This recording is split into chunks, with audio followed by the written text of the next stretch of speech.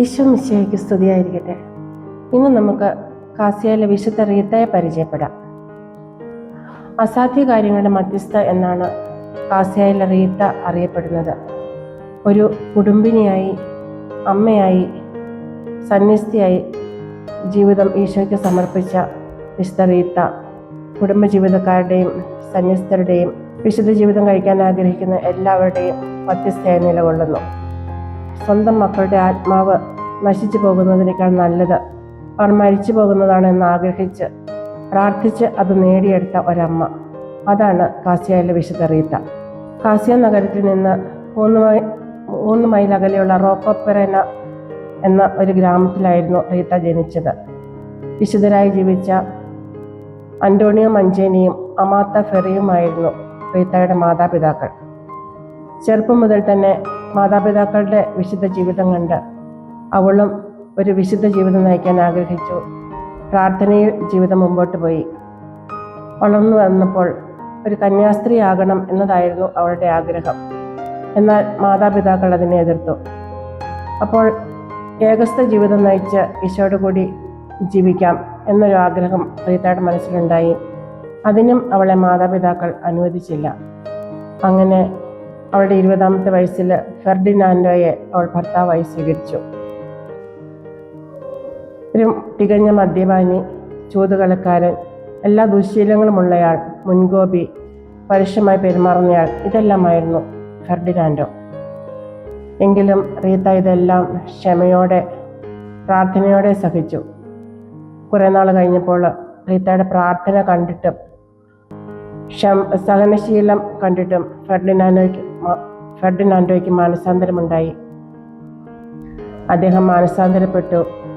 സന്തോഷപ്രദമായ ഒരു ജീവിതം അവർക്കുണ്ടായി. 2 മക്കളാണ് റീത്തയ്ക്ക് ഉണ്ടായിരുന്നത്, ജിയോവാനിയും പൗളായും. അങ്ങനെ അവരുടെ ജീവിതം സന്തോഷകരമായി നീങ്ങുന്ന സമയത്ത് ഫെർഡിനാൻഡോയുടെ പഴയകാല ശത്രുക്കൾ അദ്ദേഹത്തെ വകവരുത്തി. എങ്കിലും റീത്ത അവരോട് ക്ഷമിച്ചു. മക്കളെയും അവൾ ഉപദേശിച്ചു അപ്പൻ്റെ ഘാതകരോട് ക്ഷമിക്കണമെന്ന്. എന്നാൽ മക്കളായ ജിയോവാനിയും പൗളായും അത് അംഗീകരിച്ചില്ല. ഒരു ദിവസം മക്കൾ 2 പേരും കൂടി ഇരുന്ന് സംസാരിക്കുന്നത് റീത്ത കേട്ടു. നമ്മുടെ അപ്പനെ കൊന്നയാളെ നമുക്ക് കൊല്ലണമെന്ന്. റീത്ത ആ മക്കളോട് കണ്ണുനീരോടെ കരഞ്ഞപേക്ഷിച്ചു.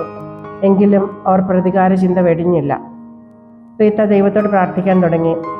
സ്വന്തം കുഞ്ഞുങ്ങളുടെ ആത്മാവ് നശിച്ചു പോകുന്നതിനേക്കാൾ നല്ലത് അവർ മരിച്ചു പോകുന്നതാണ്. അവളുടെ ആഗ്രഹമനുസരിച്ച് ജിയോവാനി ഒരസുഖം പിടിപെട്ട് മരിച്ചു. എങ്കിലും ഇളയ മകനായ പൗളോ ആ പ്രതികാര ചിന്ത ഉപേക്ഷിച്ചില്ല. റീത്ത വീണ്ടും പ്രാർത്ഥിച്ചുകൊണ്ടിരുന്നു. പൗളായും അസുഖം പിടിപെട്ട് മരിച്ചു. മക്കൾ 2 പേരും മരിച്ചു കഴിഞ്ഞപ്പോൾ കുറേ നാൾ റീത്ത ഏകാന്ത പ്രാർത്ഥനയിൽ കഴിഞ്ഞുകൂടി. അതിനുശേഷം അവൾ അവരുടെ വീടിൻ്റെ അടുത്തുള്ള ഒരു സന്യാസ ആശ്രമത്തിലെത്തി. അവിടുത്തെ മഠത്തിൻ്റെ അധികാരിയോട് തന്നെയും ആ മഠത്തിൽ ചേർക്കണം എന്നപേക്ഷിച്ചു. പക്ഷേ അധികാരി അവളുടെ ആവശ്യം നിരസിച്ചു. അവൾ വീണ്ടും വീട്ടിൽ വന്ന് പ്രാർത്ഥനയിലും ഉപവാസത്തിലുമായി കഴിഞ്ഞുകൂടി. അങ്ങനെ അവൾ പ്രാർത്ഥനയിൽ മുഴുകിയിരിക്കുമ്പോൾ ഒരു ദിവസം അവൾക്ക് പെട്ടെന്ന് ഈശോ തന്നെ വിളിക്കുന്നതായി ഒരു ഉൾവിളി ലഭിച്ചു. അവൾ ആഗ്രഹിച്ച് പ്രാർത്ഥിച്ചുകൊണ്ടിരുന്നു. ഒരു ദിവസം രാത്രിയിൽ റീത്ത പ്രാർത്ഥനയിലായിരിക്കുന്ന സമയത്ത് വീടിൻ്റെ വാതിലിൽ ആരോ മുട്ടുന്നതായി കേട്ടു. പെട്ടെന്ന് അവളൊരു അശരീരി കേട്ടു. നിന്റെ ആഗ്രഹം സാധിച്ചിരിക്കുന്നു, ദൈവം നിന്നെ വിളിക്കുന്നു. അവൾ എഴുന്നേറ്റ് ജനൽ തുറന്നു നോക്കിയപ്പോൾ സ്നാപക യോഹന്നാനെ പോലെ വസ്ത്രം ധരിച്ച ഒരാളും വിശുദ്ധ ആഗസ്തീനോസും വിശുദ്ധ നിക്കോളാസും നിൽക്കുന്നത് കണ്ടു. അവർ അവളോട് ആവശ്യപ്പെട്ടു അവരുടെ കൂടെ പുറത്തേക്ക് വരാൻ. അവൾ അവരുടെ കൂടെ പോയി. വിശുദ്ധ ആഗസ്തീനോസ് സ്ഥാപിച്ച ഒരു മഠത്തിൻ്റെ ചാപ്പലിനുള്ളിലേക്കായിരുന്നു അവർ അവളെ നയിച്ചത്. അവൾ അവിടെ എത്തി പ്രാർത്ഥനയിൽ മുഴുകിയിരുന്നു. രാവിലെ മഠത്തിലെ മദറും മറ്റു സിസ്റ്റേഴ്സും പ്രാർത്ഥിക്കുവാനായിട്ട് ചാപ്പലിലെത്തി. അവർ നോക്കുമ്പോൾ ഒരു സ്ത്രീ ചാപ്പലിൽ പ്രാർത്ഥിച്ചുകൊണ്ടിരിക്കുന്നു. അതും ഭദ്രമായി അടച്ചിട്ട ചാപ്പലിനുള്ളിൽ. അവർ അവളോട് ചോദിച്ചു ആരാണ്. വിവരങ്ങളൊക്കെ ചോദിച്ച് മനസ്സിലാക്കിയതിന് ശേഷം മദർ അവളെ ആ മഠത്തിൽ ചേർത്തു. അങ്ങനെ അവൾ ആ മഠത്തിൽ വളരെ സന്തോഷത്തോടുകൂടി തൻ്റെ പ്രാർത്ഥനയിലും ഉപവാസ ജീവിതത്തിലും കഴിച്ചുകൂട്ടി. റീത്തയുടെ അനുസരണം വളരെ പ്രസിദ്ധമാണ്. അവളുടെ അനുസരണം പരീക്ഷിക്കാനായിട്ട് ഒരിക്കലും മദർ ഒരു ഉണങ്ങിയ മുന്തിരിക്കമ്പ് അവളുടെ കയ്യിൽ കൊടുത്തിട്ട് പറഞ്ഞു, ഇത് നടണം എന്ന് പറഞ്ഞു. അവൾ യാതൊന്നും സംശയിക്കാതെ പ്രാർത്ഥനയോടെ ആ ഉണക്ക മുന്തിരിക്കമ്പ് കൊണ്ട് നട്ടു. അതിന് വെള്ളമൊഴിച്ച് പരിപാലിച്ചു പോന്നു. നാളുകൾ കഴിയവേ ആ ഉണക്കക്കമ്പ് തളിർത്ത് വലുതായി ധാരാളം കായ്ഫലങ്ങളുണ്ടായി.